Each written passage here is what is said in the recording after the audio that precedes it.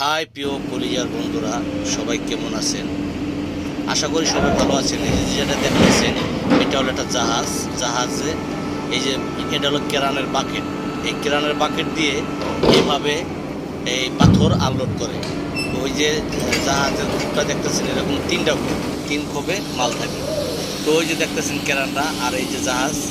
হ্যাঁ, আপনারা দেখেন কিভাবে আনলোড করে। হ্যাঁ, সবাইকে দেখার অনুরোধ রইল।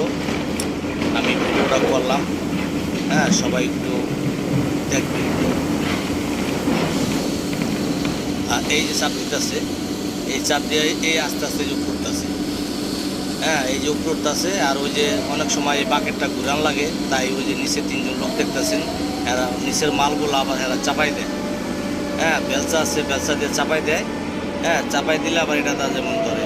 আর এর একটা বাকেটে ম্যাক্সিমাম মনে করেন আপনি ফুল মাল হইলে দেখা যায় প্রায় 3-4 টন হয়ে যায়। ঠিক আছে, এই যে দেখেন, এই যে এটার মধ্যে ডাললে আস্তে করে ওই যে নিচে ওই যে ড্রাম ট্রাক আছে, ড্রাম ট্রাক করতেছে ওই যে। ঠিক আছে, এভাবেই আমরা কাজ করি। এখানে এখানে আছে জায়গাটা হলো রূপগঞ্জ। এটা হলো আপনার নারায়ণগঞ্জের ভিতরে। আর এই ঘাটটা হলো রূপগঞ্জ ফেরিঘাট। ঠিক আছে, এই দেখছেন এটারে এইভাবে